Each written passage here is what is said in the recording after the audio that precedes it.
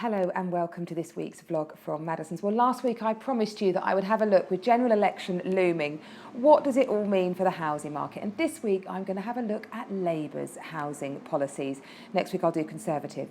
So, Jeremy Corbyn, one of the biggest things that he's come out in his manifesto is that he no longer wants your home to be considered as one of your main assets. So a lot of the measures that he is talking about implementing are all to do with slowing down what he sees as very high house price growth.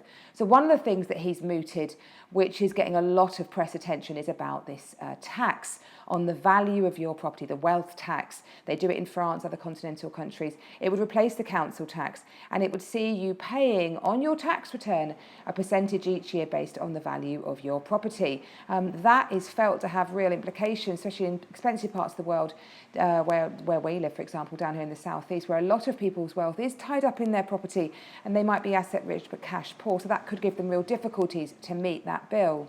Another reform he wants to do, the Bank of Mum and Dad. A lot of that goes on around here. They are one of the biggest lenders, I think the fifth biggest lender actually, lending their children money to help them get on the housing ladder. Well, he wants to put a lifetime cap at £125,000 on what you can gift to one of your children to help them for any venture, really. And anything you give over and above that would be taxed to income tax. So that will be very, very punitive for anyone thinking of giving gifts.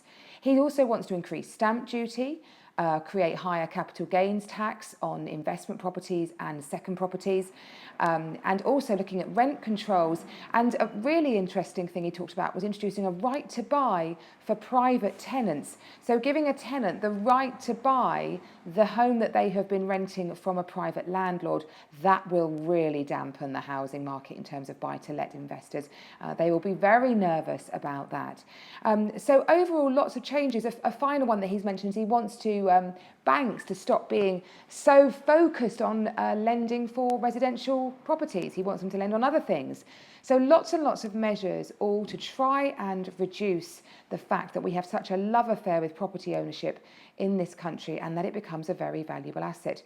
So what does all that mean if he were to get in? Well, in times of uncertainty, people generally do less rather than more. We're seeing that at the moment. Transaction levels are down, listing levels on the likes of Rightmove are down, and property price growth is down. And that's because a lot of people are simply holding their breath and waiting to see what will happen with the general election and, of course, the wider Brexit market. So, of course, in this uncertain times of all these different policy reforms, there is a feeling that many people will just sit tight and not do anything until they work out what's going to happen.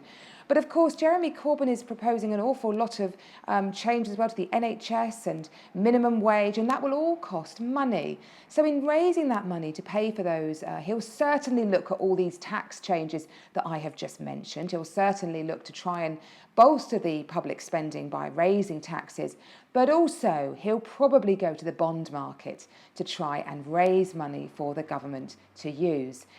That, of course, will result in inflation. Quite simply, if the government borrows more, then inflation has to go up. And so interest rates are always what are used to control inflation. So interest rates would expect to rise in that situation. And interestingly as well, one thing he's talked about is removing the Bank of England's right to act independently. That was introduced many years ago now. And that could mean that he'd have the right just to print money to get round his spending commitments that he has made, another enormous inflationary pressure. The two biggest factors that affect the housing market: interest rates and the cost of borrowing money, and consumer confidence. And I think in a Labour government with those two factors, with an interest rate rise environment and consumer confidence not feeling comfortable because of all these changes, we would expect to see the housing market in real difficulty. So that isn't based on any sort of political persuasion. That's hard facts of the policies, how he'll pay for those policies, the uncertainty they'll create, and what that will do to interest rate environment and consumer confidence. Next week, I'll have a look at the Conservative policies and tell you more about that. A lighter subject just to end with, though. If you've got oodles of money and you're not worried about a potential wealth tax, then why not buy a fabulous estate in Scotland that is as big as Manchester? It's one of the most breathtaking landscapes in the world, and an enormous portion of this sprawling wilderness could be yours for £4 million.